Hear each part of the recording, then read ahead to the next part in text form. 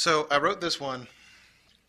Um, I had a couple of notes jotted down um, eons ago, and do the thing. Sorry.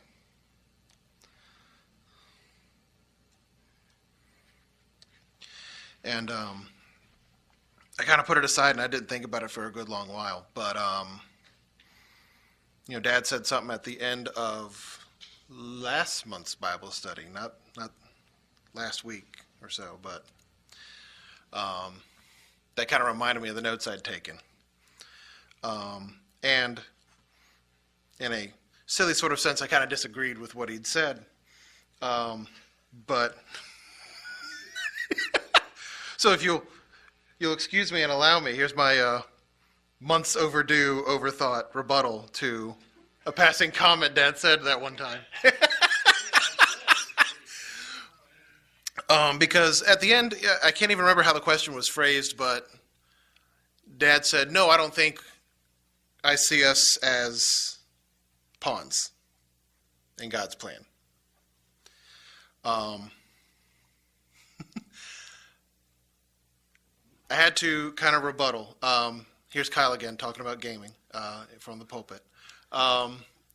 But pawns in the theme of chess, we don't like the word pawns generally. It has some negative connotations, typically along the themes of manipulation, of control, of not having agency or authority in a situation. But fight it as we want. I don't think pawns are a bad analogy for us, at least in our walk as Christians.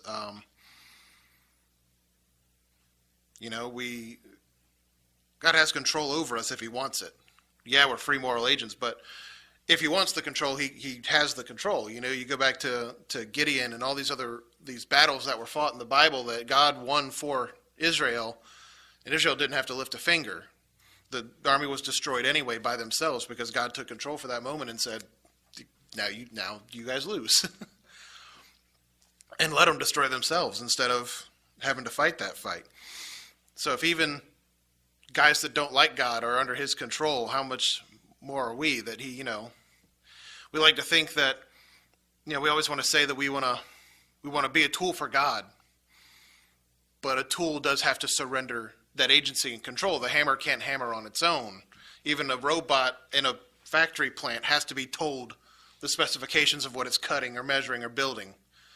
And someone's still got to hit the button for it to work. They're not entirely automated. I mean, think about a pawn's movements on a chessboard. Now, hopefully we all have some rudimentary chess knowledge, but all it can do is go forward or sit still. And isn't that what we often do in life? We either move forward or we're stagnating. But that's kind of our lot. We tend to think of the pawn as expendable. I mean, when we start the game, we have 8 of the darn things versus 2 of any other piece or 1 of the king and queen. They're expendable. They don't move much. They can only attack in a couple ways. They're just not much. I mean, the only thing close to its attack pattern would be the king itself. Also having a very similar movement pattern, the king. But we'll get back to him in a minute. But the idea behind the pawn isn't in its power. It's in the end game. What it can do in the long run, which is what we really have to be focused on. There's nothing really for us to be gained here on this short game. If we put our treasures here on earth, alluding to that, we're focused on the short game. It's the long game that the pawn needs to be worried about. The pawn's point is to defend the king. And they do it better, not when you look at them as 8 guys in the front line that we can toss away if we need to, but as 8 people working as a unit, as a church, if you will, because what it's actually called is a pawn line. Once you actually have them in a strong line, they're actually a pretty formidable defense toward a lot of attack. Not a lot can actually get through there, especially through the middle game.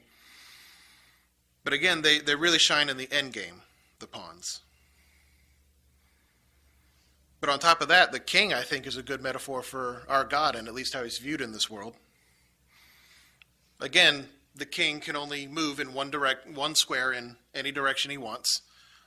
Much like the pawn can only move one square at a time, while other pieces are jumping around at least three at a time, like the knights, or can move across the whole board, like the rooks or the queens and bishops. But the king is subtler than that. The world tends to think that like someone who's just getting into chess, the king is more a liability than anything else, since that's the thing you have to protect, and it can't do a lot about that protection itself. Meanwhile, if someone threatens your rook or the queen, they can typically take care of that threat itself in the exchange. But when you consider the point system for chess, pawns being 1, bishops and knights, I believe, are around a 3 or a 2. I want to say bishops are 2, knights are a 3. I forgot to look it up before I left. But I know that the rooks are a 9, the queen is a 10. Meanwhile, the king's point value is infinite because the king's the end all. The king's the whole point of the whole darn thing. Just as God at the end of the day is the only thing that matters in the long run, in the end game. In fact, as I keep alluding to the end game here, that's where the king actually shines on the board. The king, while not a very offensive piece in the beginning or even in the middle game, the king becomes the core of your offense in the end game, where he will actually march out into the middle of the chessboard for everyone to see, not unlike a king might return for us, for everyone to see him make his move. That's where his power shines. And again, it's all in the end game that should matter to us as the pawns, because it's in the end game that the pawns get their chance to shine. Again, marching forward, doing the one thing that no other piece can do, and that's to be promoted in the end game, to receive their reward for their loyalty, for their work, their steadfastness, for having survived that long.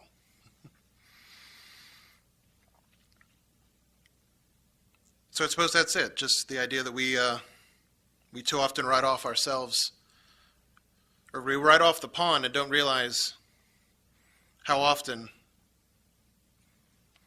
being a pawn would be valued to our king.